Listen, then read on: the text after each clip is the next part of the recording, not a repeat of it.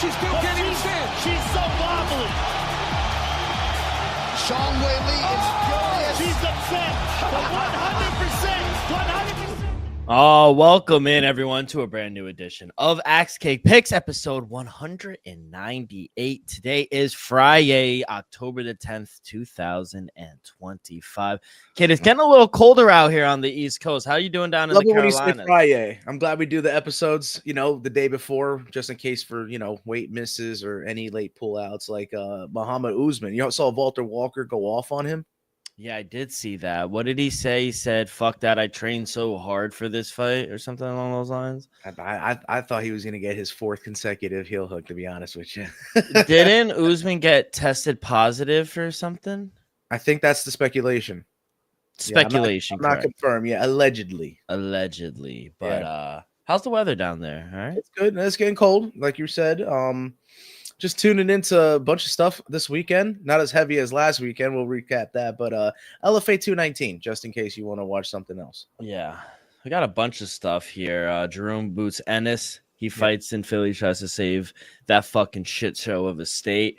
We got a great show, though. We'll recap what a weekend it was, from BKFC to UFC to PFL. I mean, the Dana White Contenders here. That fight, probably the fight of the year in Dana White Contenders. Oh, 100%. Yeah, definitely there.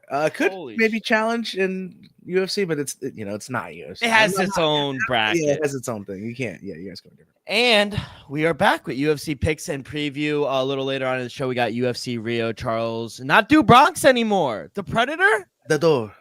The Predator. Wow. I don't know about that one. He's always Do Bronx to me, and I think to a lot of people. But why the change? It's official. He changed it. I mean, he can do what he wants, right? No, he can. I'm just saying. Do you know why? Oh, are you asking me? Do you know why? No, I don't know why. No. That's why it's a legitimate question. No, actually, no. I haven't heard. Just that he's making a statement. I guess he's on the hunt. The line doesn't concern himself with clear messaging, as I said. Yes. And then we got Dana White Contender Series last week, right? Week 10 on Tuesday. That's it. Came and went just like that. Just came and went. Jesus. That's what she said. But, kid, I do want to start chronologically. Yeah. I want to start in BKFC. And, I mean, it was amazing. Going there, it was... How was it, man?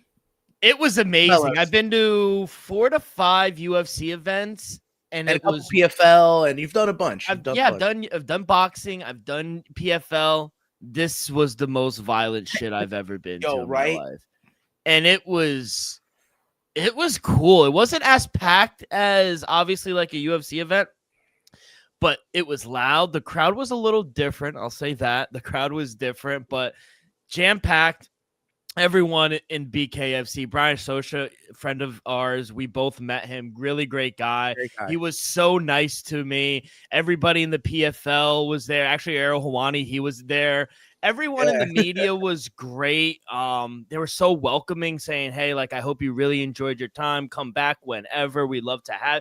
Everyone was so welcoming. It was Dave Feldman. Yeah, and it was Dave Feldman's birthday as well. Connor gifted him a nice Rolex. And this event catapults them, I think. Oh, yeah. It was the first event for them in New Jersey. Absolutely. And what a main event. I mean, Mike Perry and Jeremy Stevens. And I talked to Mike prior to the fight, and he said, listen, no matter how hard he hits me, I'm gonna keep walking forward. And after the fight, holy shit, it's some Rocky shit right there. It literally is, because Jeremy, he's fucking tough as nails. The guy went 5 official knockdowns, and he still wasn't giving up. Yeah, and I think still wanted to get up and keep going.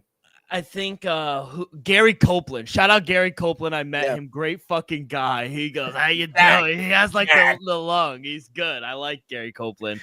He kind of saved him. It was about to be 6 times. He was too tough for his own good, little heathen. So at a certain point, that's why you look at some rule sets. It's like a 3 knockdown rule, I think, in 1 round. Mm-hmm. I don't know if they need to implement that. I don't think they're not going to. It's tough, right? You're getting a lot of damage there. So you, like you said, fighters first, protect the fighter. 100%. So, I mean, it's incredible. Mike Perry, and after the fight, he goes and says, you know what? I really didn't feel anything. And honestly, Joe, I believe him.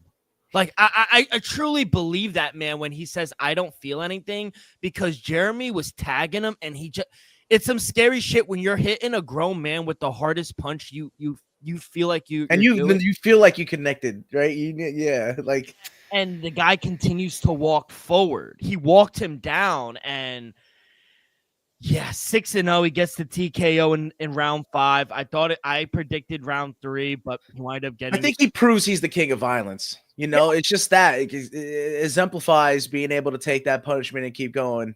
I'll say this: I agree with Connor. He needs to start going for world titles now. Mike Perry, correct. Is Mundell bigger than him though? I know that's a big fight that they're trying to go ahead and make, but they had to square off. Who knows if Mundell even retains? He's moving up, I think. Yeah, he's moving up. If they go down, I think he's still bigger than Mike. Is there a weight class for him where Mike's at? Like his weight class where he's fighting King of Violence? You know what I'm saying? Mm-hmm. I'm not sure. I'd love to double check that.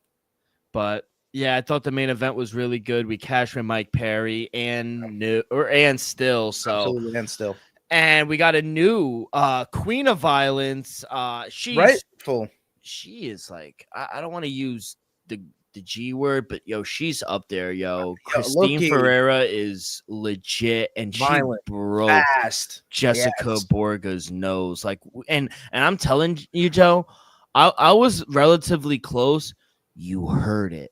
And as soon as she cracked her nose, she tried to cover up, and everyone was just like, ooh, and everyone was just like, it's over. It was over from there, and that's what I mean about like this the setting. It's like so intimate. You kind of already get a feel of how the fight is. You feel like you're in there. Like it's the other surreal experience that I have it from, like you said, the UFC experiences, the PFL experiences. There's something surreal about the BKFC experience. Yeah, she's 11-1 now. Borga, she is 3-1. The loss was to Christine Ferreira, excuse me. So we'll see. Your question about the rematch kind of makes sense. And I know Christine would be ready for any newcomer, but I think that's exactly what's going to happen. I think it will be someone else, and maybe keep Borga back up the weight class, right? Because she moved down, right? Yeah, she moved down. So. And I think she's gonna need some time. She had immediate surgery right after, and shout out even all the bad blood and stuff. They talked back and forth to each other. Christine did come to the hospital and show support. Yeah. So a lot of respect there. It was good. Obviously, the fight of the night was the main event. Knockout of the night, friend of the show, Mike Trezano. Holy shit, broke his hand, but 20 seconds in, fucking blasted him, and the crowd went crazy. I'm not gonna lie, I think that's both his appearances in BKFC. Hey, I think they're one-punch knockouts. He's 2-0 in BKFC, he's so something else, man. Oh, and by the way, Jimmy Rivera, what a man! Yeah, I mean, legend.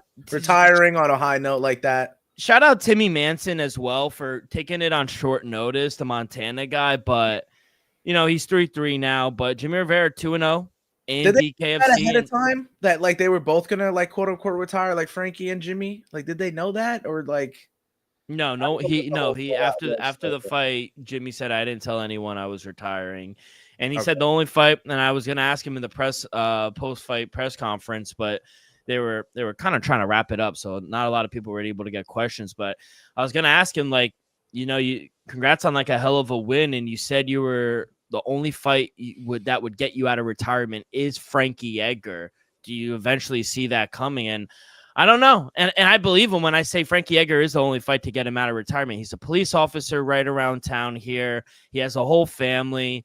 He's been there and done that with Bellator, with the UFC. He doesn't have to fight anymore. No, he has nothing to prove anymore. It's about taking this legendary fight with another Jersey legend in Frankie Edgar. I think that's the reason.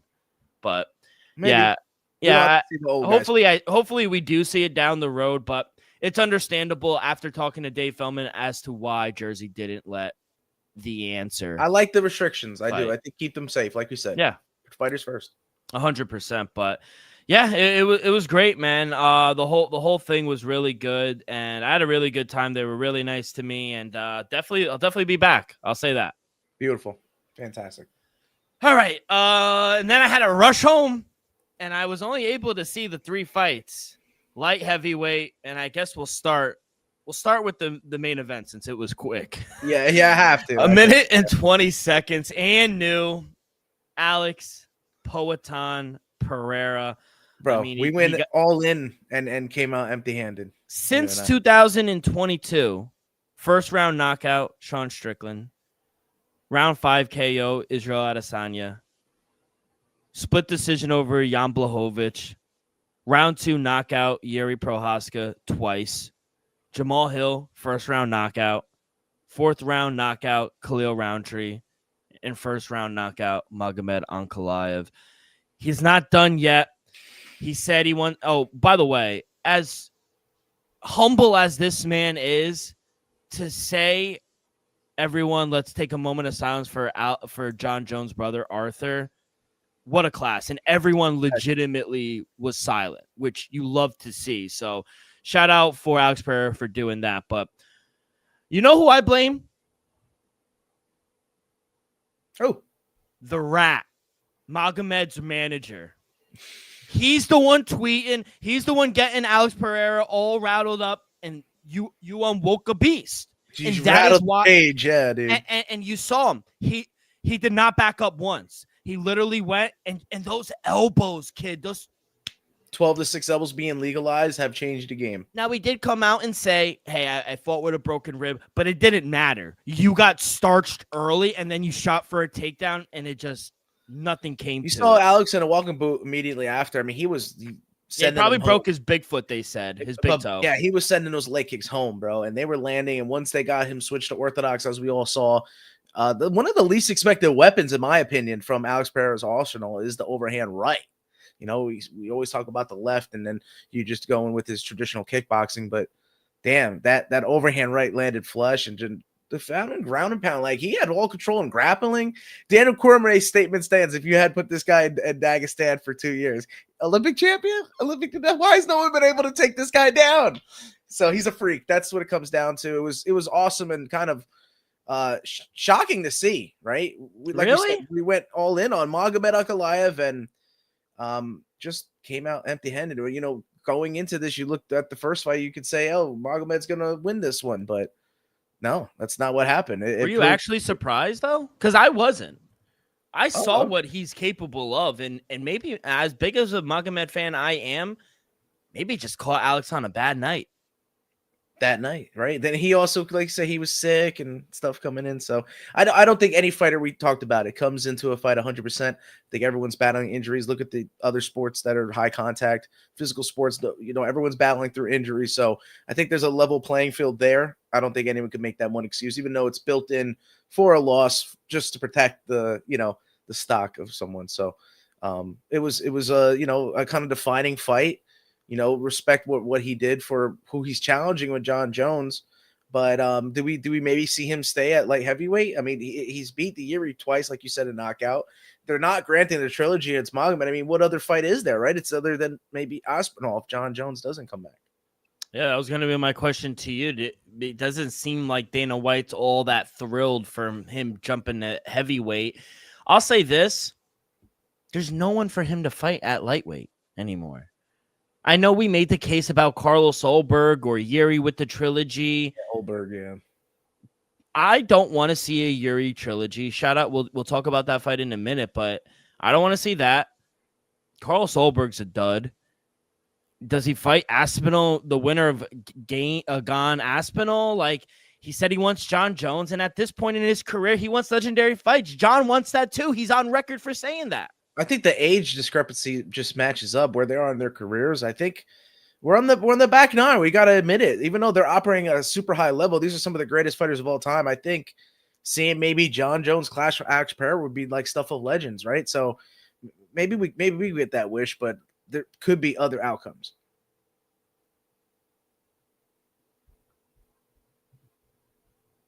What would you like to see, gun to your head, though? I actually would rather see John Jones fight Alex Pereira.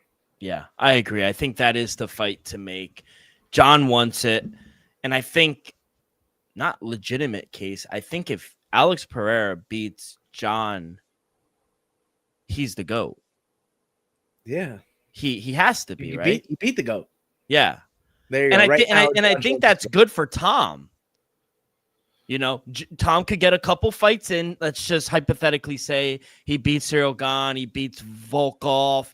He winds up beating some of these guys and gets him out of quick. He has a legitimate case in saying both of these guys do not want to fight me. Both of them. And I don't think the same case that John has, Alex Pereira doesn't gain anything besides a belt beating Tom Aspinall. Yeah. But legacy-wise, beating John does everything for him. And it's the biggest payday. What weight class? That's what I was trying to get. Heavyweight. Not 205. No. That's what DC and Joe were talking about. I was like, you guys, that doesn't make any sense. John's never going to 205. It's not happening at 205, even though that's where Alex is right now. And like you said, it wouldn't be for a belt. I think you said it. Doesn't matter. Who fuck the belt. Fuck the belts. Yeah, right. It doesn't mean anything. So I think that's the move to make at the White House. I think Pereira's kind of done with this year. I think he injured his foot a little bit. He's going to take the rest of the year off. Tom's going to fight in about 2-3 weeks around your birthday. I think the White House card makes a lot of sense. June. That's 6 months into the new year. Yeah, exactly. You take about half a year off, maybe a little more than half the year. See you in Jersey. No playing. and surprisingly, what we're going to talk about, but it's on a Sunday, and I think that might be International Fight Week now for them. So, yeah, what a knockout! We're fools for doubting him, but I was blinded by my ticket and should have hedged, but I didn't. Talk about crazy fucking people. Khalil Roundtree trains with Merab at Syndicate out in Las Vegas. And Khalil came out and said around 12 o'clock in the afternoon, the day of probably arguably the toughest fight of his career. Because he just fought like in the morning and goes to the bed for a little and then wakes up the same day, right? Is this what you mean? That same day. That's what you're saying. That he had fought, went to bed in that because you fight. They fight until the morning, until like 2 a.m. Right? No. I'm talking the day of his fight. That's what I mean. Yeah, he's no. 12 o'clock before his fight. Oh. Yes. So before his fight, he had a 5-round live sparring session in the gym before his title fight. There's no one like Merab. Literally no one like Merab. And then he goes out there and almost fucking knocks out Corey Sandhagen in the second round. And he was laughing. He was having fun in there. Yes, he was. Thoughts on the fight? Yeah, he's just exactly that. He was just having fun, being himself. I mean, the party afterwards. That's what I thought. I thought like he won the fight. He partied, went to bed. And then after that, you know what? For all we know, he did do that. For all we know, Merab, right after the fight, after the party, where he's shadowboxing us. No, the next day, Aljo got married. Oh my goodness. He probably had a workout in before then. But that's like that's just such a life. Like, yo, this is so cool. Corey looked completely outmatched. I always said it. I thought Corey fought actually really well. It's just Merab is on a different level. That's what I mean. Yeah, it's just he's operating at such a high level. His functioning, his cardio pace, he almost dropped him, right? It wasn't a technical knockdown, right? There was no knockdown or anything, right? No, but he rocked him. He did in the stand-up, and he said that he was going to do that. And then in all the grappling exchanges, Merab is just a freak of nature. The machine is going to go down in history as the greatest bantamweight of all time. He is. He already said it. And I agree with them. Everyone agrees. I mean, Dom's done good, but he set the standard, you know, and that's Dom respect. had Dom right there. Dom had to vacate it. This man is nowhere close to being beat. No, he's won 14 fights in a row. They're all like clamoring for the Umar matchup, but like, is that the one to make? Like, I mean, don't we want to see something else? Real quick, before we spin it forward and ask who he fights next. How do you beat Merab? Fuck do I know? You would think after seeing Moraes like kind of catch him, rock him, it would be like the chin, but he's seen the granite chin. Maybe like, you know, shots to the body to affect maybe the cardio, but that's just not working. He doesn't really respond to pain too much. He doesn't get caught in submissions. Like you said, it's most likely not going to work out in favor for you because he's emoting on your dead carcass after he's like, done so much to just drain you. And then he's winning exchanges on the feet. So he does seem unbeatable. I mean, age, I think you're going to just have to see people beat him via waiting and seeing until he calls it, because we've seen this time and time again throughout the history ranks, fighters that defend numerous times. Then that's who we argue are the greatest fighters of all time. So it's possible Merab can get up to 10 defenses. I don't know. Where he's already at 4, is he not? 3, 4? 3. So I mean, he's going on to 4. You'd have to keep this going for another 2 years, I think, of title defenses. And if his activity keeps up, that could be a number that's accomplished easily. That is, you hit it at the last second. It's the activity. You can't wait to fight Merab. You got to get him now, because if you do, he continues to get better and better and better. Yeah. He even said it himself. He said, guys, do not let me continue to train. I am getting better. You see it in his striking. He is getting better and better. So I don't know. I actually agree with Sean O'Malley. He was watching the fight and said, you can't wrestle. You can't point fight him. You got to starch him. The problem is, can you? We haven't seen that at all. So I don't think he ever gets beat. He retires as champ. Literally, honestly. Hot take? Is that even a hot take right now? No, I don't even like. That's the thing. I don't even think that's a hot take. All hail Yuri Prochazka. I almost put the poster back, like, because I think I have to enshrine him again, because he was down 2 rounds to 0. You were in on Khalil, and going into that third round, we're like, man, he's just got to stay away from him. And what's he do? He gets into a fist fight, and then the fucking samurai puts him out. And I kind of how do you not love this guy? I'm kind of lost of words of like how Connor Burks right now, because I don't know if he's watching Ariel Helwani. He like betrayed him. He's like, that's weird. What happened? It was like, because he was like, yeah, Yuri, like, and that's how all of us felt. Really, like, he exemplified like, how all of us felt. And then seeing that reaction, he was like, oh, he did this for camera. I was like, no. Yo, what do you do if and I love him crying in the stands, because for Alex winning, and I know they have their history, but warrior spirit. But to my point, the fucking rat manager was talking shit and being disrespectful to Yuri, and Yuri didn't like him and said, you know what? Good, Alex. You beat him for both of us. And I love that about him. So I don't know what's next for Yuri, though. You fight Carlos Ulberg for the vacant belt? Yeah. Right? Is that what you do? Yeah, if they're trying to move Alex to a big fight. I don't even think they're trying to move Alex. I think Alex is trying to move himself. Yeah, but what do you do with Aspinall if he wins now too, right? Dude, many fights at heavyweight make sense. Like you said. The thing is, Joe, he doesn't want the belt. He wants John Jones. I know, but what if John Jones just doesn't accept and just doesn't do it? No, I disagree with, because John is on record and saying, I want to fight Pereira. These are the legacy fights that John wants. It's such a style clash. I think it's whoever gets their way is going to win that fight as well. I think John could get caught, and John could easily take him down. I feel like we haven't seen it yet, but if anyone's going to be able to do it, it's going to be John, right? Of course. And that's what this Yuri fight has pushed us to, because it does seem that is the only thing that makes sense, is that vacant title shot. So very,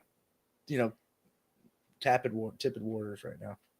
Shout out Yusuf Zallah, man. What a fucking first round submission. After that Calvin Kattar fight and not being able to finish him, coming out and finishing Josh Emmett in the first round.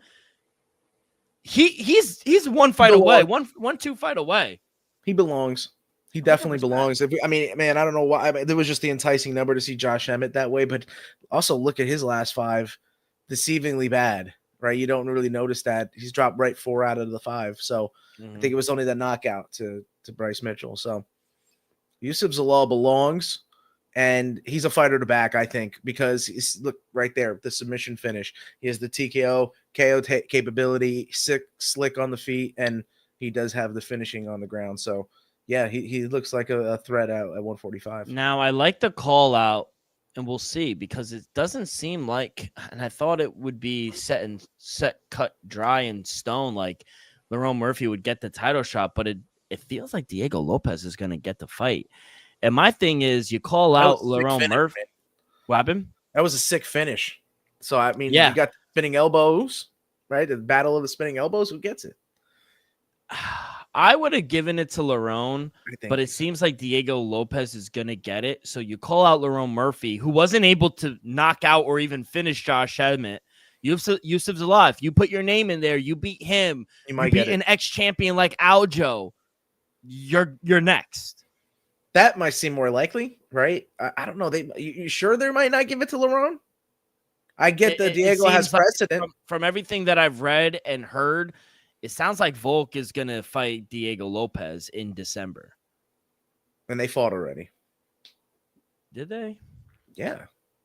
What's going on with Mosar? Why isn't his name up there?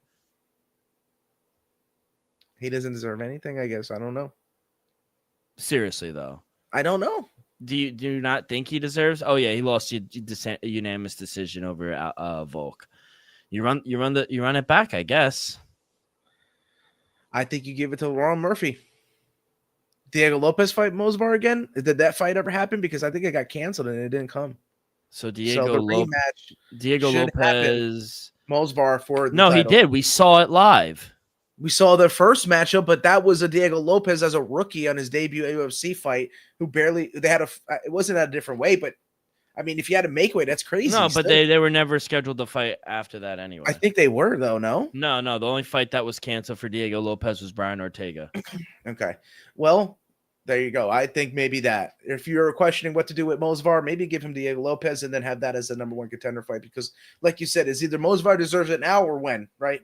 And what happens with Yair?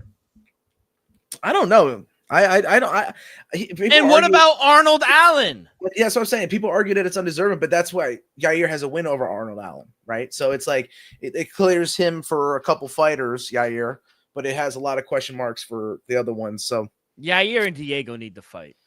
That's another thing. If you don't make the Mosbar fight, if he's the odd man out, you do that. Good. Does the champion not have a say? Because I think in a democracy, he should. But again, this is no democracy. This is a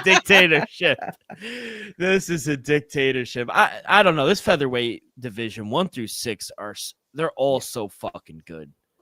They're all, even 1 through 7. Yusuf Zalal. Watch out for Lord Silva at number 10. He's coming. He's going to make his way back. He was winning the rounds, right? He was winning the rounds before he got caught a little bit. So, yeah, shout out Yusuf Zalal. Great submission win. Joe Pyfer gets the submission win in round 2. I don't know. It didn't look that good in the first round, but he comes out there and he gets his submission win against Abus Magomedov. What'd you think there? Yeah, it was good. It was good. Aggressive. He came in hot, in the second round. So, I'm just looking at it, like the rest of it, like everything kind of seemed like expected. Yana Santos probably like the least expected one, right? Jacob Wicklax maybe. Petchy Mix is. Well, wait. We're going down. You're just skipping. Yeah, I know. My bad. I'm just saying, like, geez. Real quick, Atubia Gautier. What was that? What was that? I mean,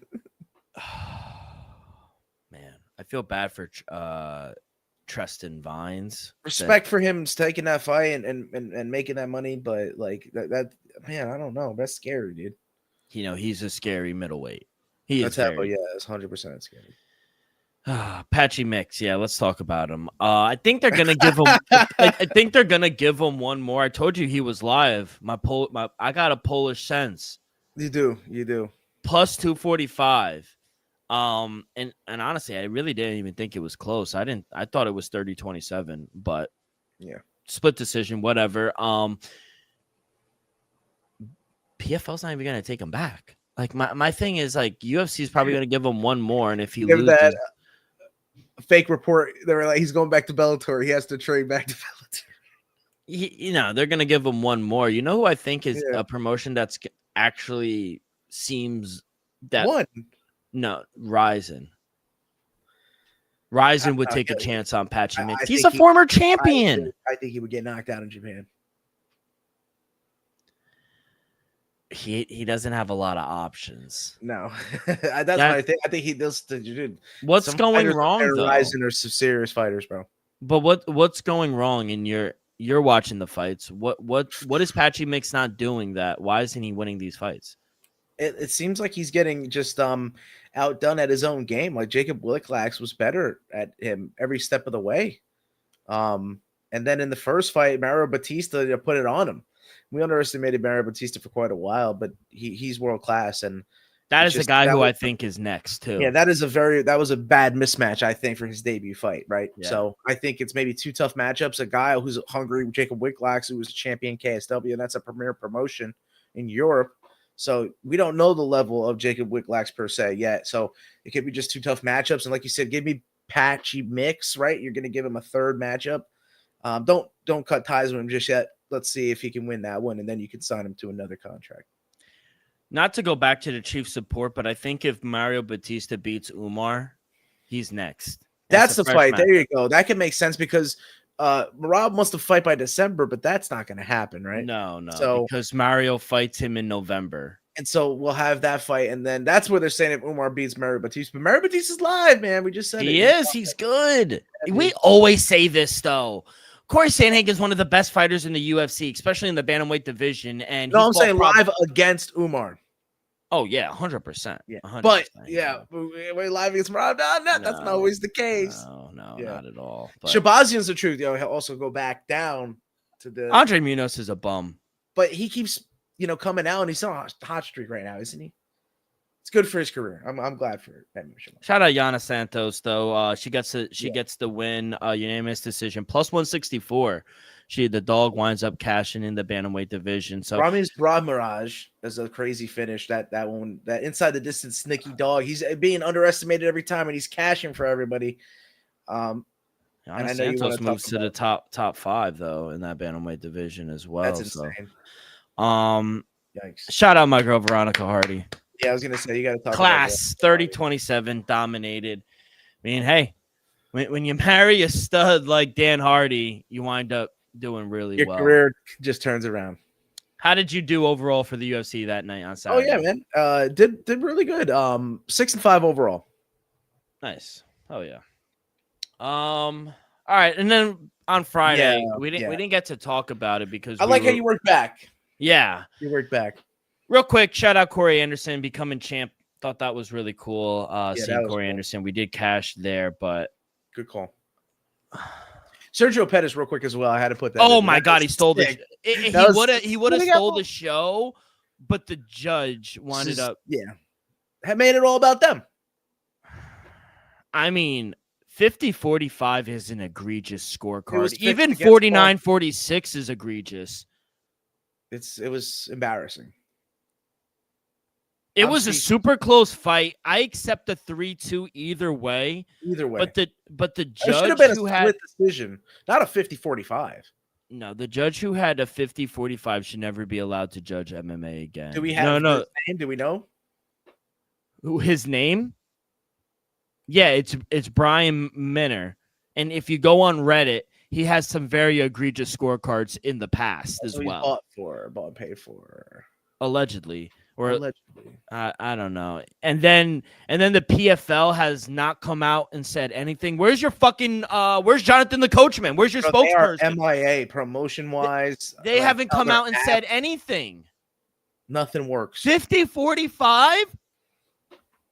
Now, at this point, it doesn't give any hope to any fighter upcoming. It's like whoever has notoriety is just going to get the benefit of the doubt. You have no chance to. I would have accepted 48-47 either way. I gave it 47-48. I gave rounds 2, 3, and 5 to Paul Hughes. I thought he won both fights. If I'm being honest, they're not going to give him a third one. No, but he did. That's sickening. That's so sick that he won both fights and he didn't. I think it's tough if you're Paul Hughes, maybe it's like, yeah, I guess to a point you had to accept the fight, but you guess you don't want to believe it, but you knew something was going to happen when you're fighting in Dubai. Did he fight Cage Warriors? Paul Hughes? Yeah. Let me check that.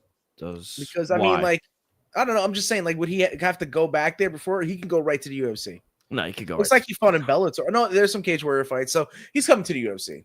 Let's be real. Yeah, right? Cage Warriors, Bellator, and then PFL. He thought he could have, it's not that he thought. He definitely should have, could have, would have, but didn't based off the circumstances. And now he's got to go to UFC. But the face of the PFL and $1 million winner, right? All this stuff, champ, and doesn't get anything. So I'll say this: they are getting I think they're getting it right when they're starting giving belts out. Corey Anderson got a belt, Nurmagomedov got a belt as well, but I slept on it because I was like, you know what? I had to go. I had to go to the weigh-ins. So I went to the weigh-ins and I'm talking to people and they're like, yo, did you see the 50-45? I said, bro, I was watching it and I scored. This is how I scored it. They were like, yeah, I would have accepted 48-47. I'm like, I agree with you. And then I slept on it, went to bed, woke up, watched the fight again on silent. I didn't want hear anything. And I still think it's the most egregious thing I've ever seen in my life. 50-45 is... You get your license revoked for something like that. I'm sorry. I'm like literally lost of words. I don't know what to say, but this guy will actually judge again. And my thing, Joe, why can't you come out and answer for your crime? Yeah, where's the post judge interview? You know, the post umpire interview. That's the scary thought. They will never have to say a word. Why? Never held accountable. No accountability. Something needs to change, Joe. If you were in charge, what would you change? Damn.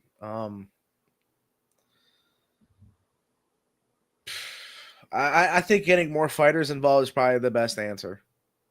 Getting more ex-fighters involved that you can give them a good paycheck and a career after fighting, and give them something to do in a various range of positions, because you need timekeepers, you need judging, you need refereeing, you need all types of stuff. So, yeah, I think that's probably the best way to go about it. And it also keeps integrity. Maybe as much as they don't want to do it, some sort of union. So, I don't know. It's criminal. Yeah. It really is criminal. He's never going to get the trilogy. It's the most batshit crazy fucking scorecard I've ever seen in my life. And I feel for Paul Hughes, truthfully, because he's never going to get that fight again. No. Give us Francis, give us Dakota, and give us Paul Hughes. You could keep everyone else. And that's it for the PFL. And that's all I got to say about that. Yeah, that's all I fucking had to say. It was just egregious. Dana White, though, six of them. Obviously, the fight of the night was the main event.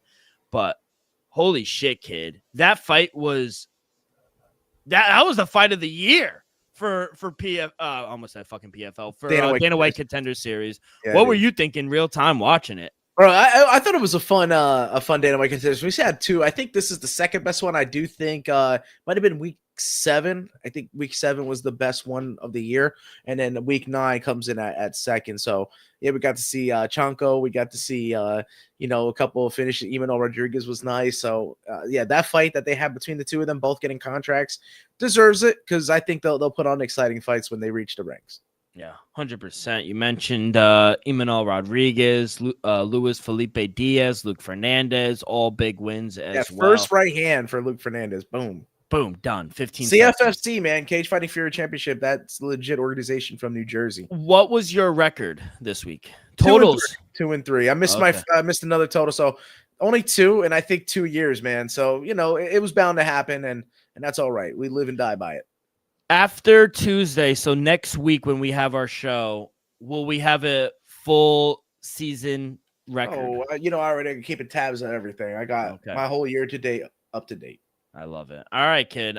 Before we get to UFC Rio, a quick word from our sponsor. We're brought to you each and every episode by Viva Tequila Seltzer, the most refreshing hard seltzer on the market, hands down. It is no wonder why Viva was voted #1 hard seltzer in the world by San Francisco World Spirit Competition. With only 88 calories, 0 carbs, 0 sugar, and a light 4.5 ABV. Viva is the perfect drink for your post-game celebration, as it was created with that active lifestyle in mind. We flavor tequila seltzer because flavor is the spice of life, and we like our drinks just a kick just like how we like our lives, whether it's Huckleberry playing a round of golf with the boys or an elderberry watching UFC Rio. It doesn't matter. Our favorites pair perfectly with that Artisanal Blanco tequila for that subtle and refreshing drink. Our belief here at Axe Cake Picks and at Viva is to live long, live well, and live it up. All right, kid, let's go to Brazil, and we have a main event in the lightweight division. I almost said Dubronx. Charles Oliveira taking on Marcus Gamrot. What a fun fight that is. Prelims start at 4 o'clock. So good. Main card starts at 7, so we don't got to stay up too late. But we will start in the bantamweight division, kid. What do we got? All right, let's do this, man. Like you said, bantamweight division. Simon Oliveira coming in as a big dog, plus 225. You can tell I had my thought. I had something to say. And I lost it. But nevertheless, taking on a 2-year hiatus, returning Luan Lacerda, who's minus 240. Man, that's surprising to see, right? Someone coming off the couch, and he's 0-2 in the UFC. He had suffered 2 losses there, and I know pretty good competition at the time. Simon Oliveira hasn't looked the best, but I think with these two like kind of jiu-jitsu based guys, what do you normally get, right? That stalls out, right? If you get two that kind of cancel one another out. So I'm actually seeing a finish. You got 2 Brazilians in here starting off the card in Rio. I think they're going to put one on for the fans. So I'm going to try to squeeze some money out of this without picking a side. Let's just see these guys stand and bang and get a finish. Fight ends in KO, TKO at plus 300. That's the first play of the night. You like that one? Yeah, I like it. Should be a fun fight, but 2 Brazilians. We'll see how it all shapes out. Oh, that's what I see it right now. Yeah, that's right. My boy Tamer, yo, he's got a sick Alan Ginter gold Geary card. That's sick, because Alan Ginter is like a very exclusive like find for card collectors. So how about that, shout out Tamer. That's fun. Strawweight division up next here. Julia Pilastri, heavy favorite, minus 500. She's taking on the veteran Karolina Kowalkiewicz at plus 410. Some tells me you have something on this fight. Any opinion? I do not, actually. I would go with, obviously, the Polish fighter, Karolina Kowalkiewicz. I was going to say, man, you've been hitting those, bro. Yeah, but I wouldn't touch this fight. Yeah. I only got a few. I only got like 4 or 5 bets. I don't have any play in that one either. No official play. Let's move on to the flyweight matchup. I think it'll be an exciting one here. I mean, the Australian's going to come to fight Stuart Nickel. Pretty close line. He's only plus 105 because Lucas Rocha is minus 110. I like the under. I think you got 2 explosive fighters. Both guys, they haven't lost via decision yet. And only about 10% of the time their fights go to decision. So you could see, as I mentioned in the first fight, guys kind of the clash of styles, stalling each other out, and maybe you see it go to the judges, but I don't. I think that one of the guys will have their way. They have both been finished before. So like I said, regardless of them not losing via decision, they're susceptible to going all out and getting finished or getting a finish. Under 2.5 rounds, minus 150. No official play in the next one, the bantamweights. I'm staying away from the women's this weekend. Irina Alekseeva, big dog. I don't know how legit she actually is, right? I think people are kind of, joke crushing on her in a sense of what you see online. So I don't know what to take with that. Mesquita has a lot of ADCC background, IBJJF. She's got a lot of jiu-jitsu credentials, so she could find a submission, but I'm not leaning towards it. I'm just staying away. But maybe anything for you in this one, if you want to just say heavyweights, you got Vitor Petrino. I think he's going to find a home here. And the odds makers see it. I think the sharps are also on him. And honestly, I think even the public too. You look what Vitor Petrino's record is in the UFC, and you see he could just hulk his way to a finish, right? And I think he's fallen in love after getting that submission loss to Anthony Smith. He got a submission of his own, right? Back right out. So I think he might find a home with Thomas Peterson's game, relying heavily on the ground. I don't think necessarily he's going to want to stand too much.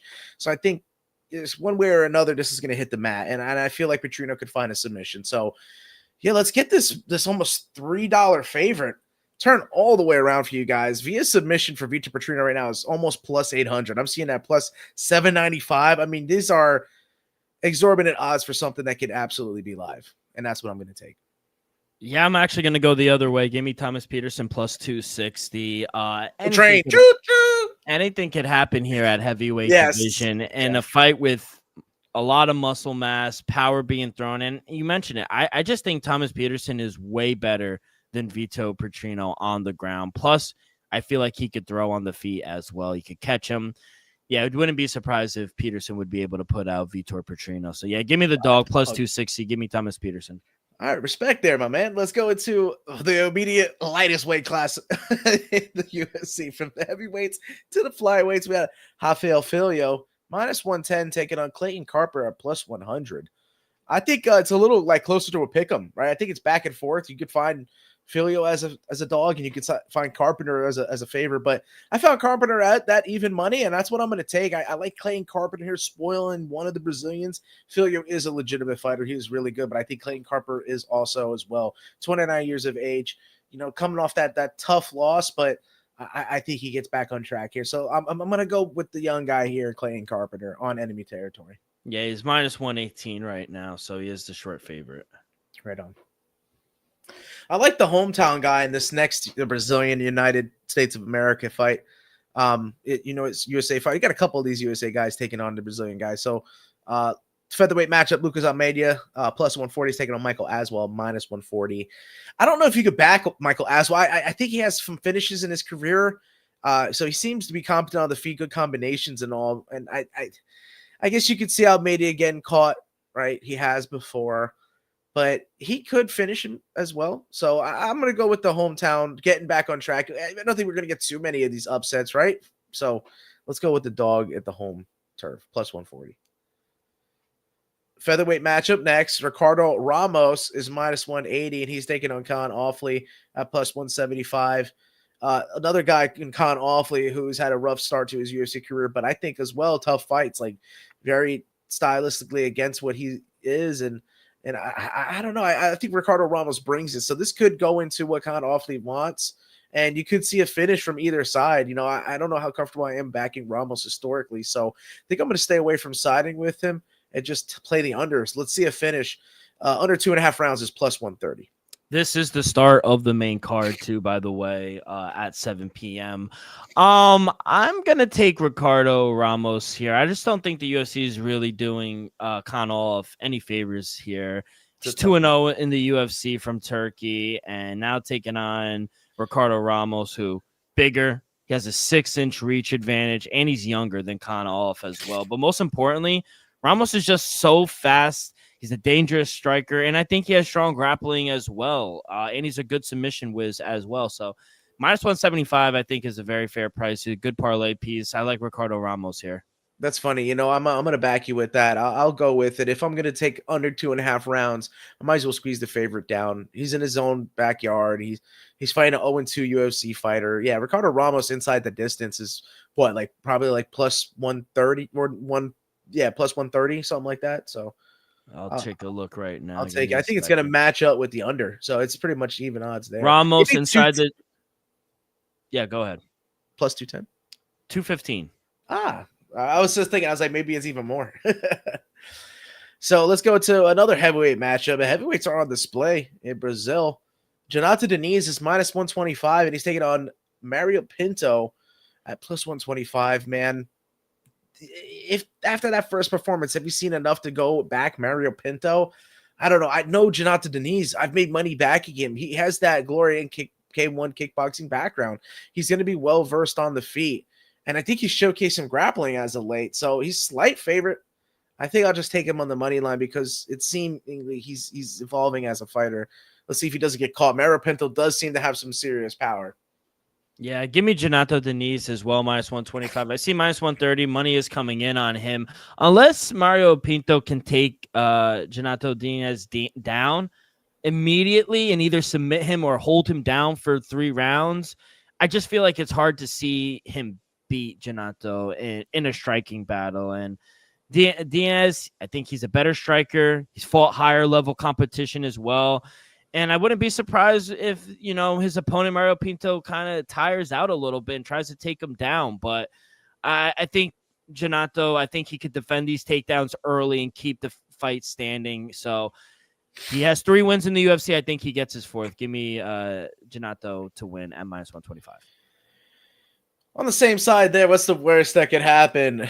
Let's go into the welterweight matchup next, man. Veteran Vicente Luque plus 500 here.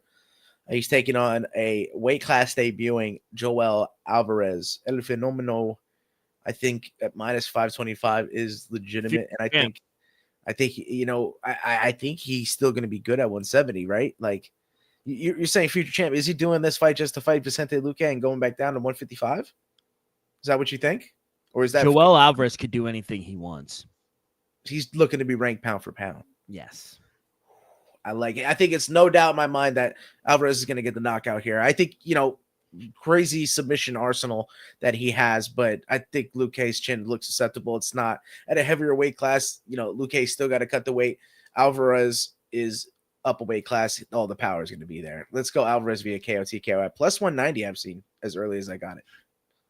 Yeah, you got a great number because I'm seeing plus 115, plus 130 right now. So yeah, it has come down. Money is actually going the other way. But yeah, he's a huge favorite, obviously, rightfully so. He's jumping up to 170, and he's just such a well-rounded fighter, and he's an incredible striker. He has knockout power, and I actually feel bad for Vicente Luque. He's a seasoned vet from Jersey.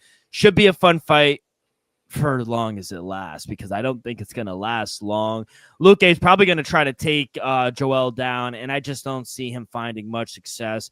I think Joel Alvarez is going to force this fight to stand, trade punches, and you don't want to trade punches with Joel Alvarez because you will get your lights knocked out. Ultimately, I just think the pressure, the power of Alvarez is just going to be way too much here for Vicente Luque. So I think he gets the finish. I'm going to take him via KO TKO, and you could get that at plus 140, plus 150 I see right now. Nice. I think that's still good odds. Yeah. Co-main event, man. I think this is a chance, in my opinion, to still fight of the night, low key. I don't think the public or the casual viewer knows Montel Jackson too much, but they will after this Figgy fight. You know, Deiveson Figueiredo is an ex-champion, still trying to, you know, find his footing at 135, and he's a dog here, right? He is plus 275 against who I mentioned, Montel Jackson, $3 favorite, minus 300. I got to get your opinion on this fight first. You definitely have something here. Oh, absolutely. I mean, Montel Jackson, 3-1 favorite here. And some people are being like, oh, wow, former champ and your underdog. Yeah, it's Montel Jackson. I am for real. If Montel Jackson can get a win here against former champ Deiveson Figueiredo, this is his coming out party right here. In his opponent's backyard, Figueiredo's coming off a loss to Corey Sandhagen back in Iowa, which he suffered that knee injury. So a fight against a young, hungry Montel Jackson. You see his fist size? I just don't think this is a good matchup at all for his return. So I'm looking for Jackson to outstrike him, use his speed, and eventually, kid, I think he's going to take him out. You can't take the minus 325, but I'm going to take Montel Jackson here to win inside the distance. I think he puts away Figueiredo at plus 200. Also, submissions on the table for you? Both. You know, I was going to say, I think, as you said, both for fighters, I think Figgy's way out is the submission. You know, I think that's the where he's going to have to take the fight to probably get the win. Montel Jackson is going to have the power advantage. I think he's going to have the speed advantage. He's going to have the volume, right? Figueiredo was known he's going to keep his hands down, and he's not going to throw a lot of volume, but most of the shots will be power shots. So I think in this, I think the fact that he does look for that too, you can't doubt Figgy, right? But Montel Jackson is legit, and I respect you for backing him, but I'm going to play it safe right down the middle, under 2.5 rounds. I think we see a finish. Plus 160, it's very juicy. So let's get to who is now the king of Rio. No. Jose Aldo will always be the king of Rio. But Charles Oliveira being here, I mean, the aura, right, coming down the elevator, just the masses, all eyes on him. It's crazy to say that this is a pick'em fight against Mateusz Gamrot, but you see the skill set of Mateusz Gamrot, and you see what he's capable of doing. But are you willing to back him? I am not. I am going to stick with Charles Oliveira. I think it's just he is, if any fighter is going to live off the momentum of the crowd during this event, it's going to be Charles Oliveira. He's going to live and die by the fans that support him, the corner that he has, the weight cuts that he has, the legendary imagery that is surrounding this legendary fighter, completely turning his career around from the humble beginnings and the issues that he suffered from, and being an inspiration for the masses. And I think he needs to get this win at home. So Gamrot is absolutely live, and that's why the odds indicate it out of the pick'em. But I'm going with the Brazilian in his native country, and I think it's just too much to overcome for Matheus Gamrot, as good as he may be. Give me Charles Oliveira. Yeah, Matheus Gamrot stepping in on short notice. He's getting this is a career-changing opportunity here against Charles Oliveira. Main event. And I think Matheus Gamrot has the wrestling and pace to frustrate Oliveira here. And if he could get the fight to the ground early and often, obviously on the feet, Oliveira's 10 times the striker and obviously carries out the knockout puncher, which I am afraid of. But coming off a KO loss in June, I think this is a quick turnaround, kid. I'm just not sure his chin can handle much more. Oliveira, submission ace, but he usually doesn't get any submissions off his back, and that's where I expect him to be in the majority of this fight. Give me my Polish power friend, Matheus Gamrot here, minus 105, minus 110. I'm going with the Polish power. That makes me think you should just play that. You should just play that tonight. Play it right now. Karolina Kowalkiewicz and Matheus Gamrot for your Polish. The Polish parlay, baby. I'm on the PP. Slam that. Pushing P, my big dog. Let's go. That's UFC Rio. Polish taking over in Brazil. I love it. Oh, my God. Insanity. And if he does win, have security drive you to the airport immediately. Immediately. You'll be a wanted man. Hey, kid, good luck. Like I said, prelims start at 4 p.m. here on the East Coast. Main card 8 p.m. here on ESPN. Kid, Dana White Contender Series Week 10. Let's end it 5-0, please. Let's do it. Exactly. I only got 2 straight picks, so I'm going back to the well, and I'm going to hit with the other 4 picks in totals, and they're going to all hit. Okay. Yes. Middleweight matchup starts it all. Wes Schultz is going to get his way into the UFC. If there's anything that I've seen as of late, you got to fade some of the Italian mixed martial artists, and that's where Mario Mingay is just coming from. We know. Us fellow Paisans, we know. So heavyweight matchup next. Azamat Nurmagomedov is taking on Jovan Leka. 2 knockout hunters. I think one will find their way, right? These 2 big guys, one's going to connect. So under 2.5 rounds. Welterweight matchup next. Man, Miguel Oliveira, PGG, I think, and gets Victor Venezuela. This guy, Psychosis. Like, these are 2 absolute bona fide hunters. As I mentioned, you're going to see in the heavyweights before, these welterweights are going to go for the kill or be killed. That's another contract fight with the under 2.5 rounds. So far, maybe 3 for 3. Let's go into the middle matchup, the feature as you would. Marwan Rahiki is Australian mixed martial artist taking on Anais Mulumba. And I just think that one's going to slip up here. I think the level does drop a little bit. You're hiding this fight kind of on the card. So let's see a fight end inside the distance. Under 2.5 rounds yet again. Then the co-main event. Wouldn't you know it, I'm going to go under 2.5 rounds because these bantamweights, Juan Diaz, the Peruvian against South Korean Juan Il Kwan, I think stand-up fighters, KO TKOs up the wazoo, and that's all they do.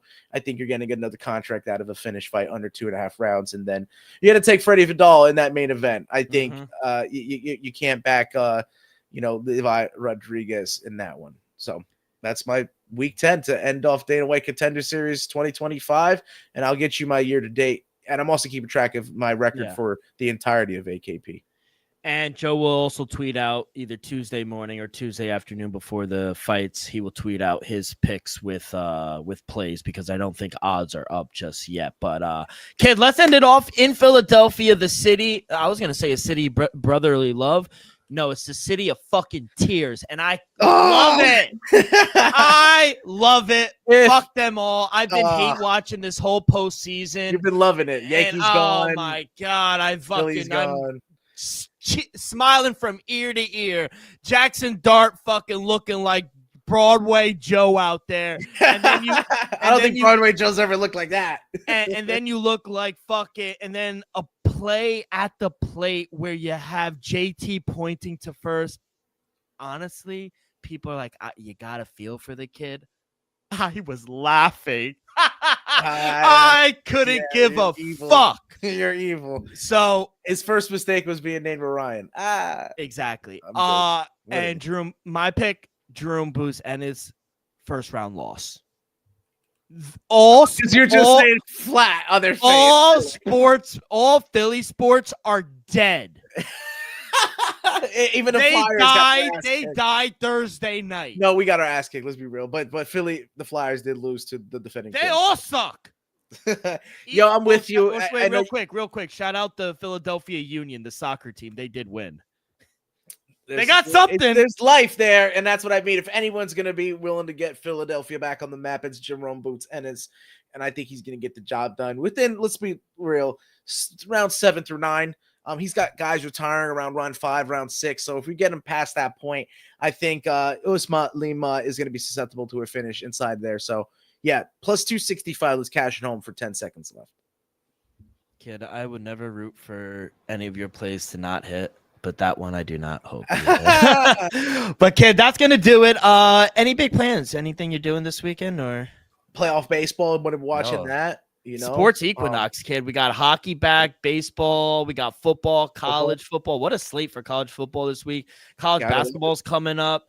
UFC. Kid, we're locked and fucking loaded, baby. Let's do it. Well, kid, enjoy the fights. Enjoy your weekend. Good luck on all your bets. And we'll see you guys on Friday. Peace.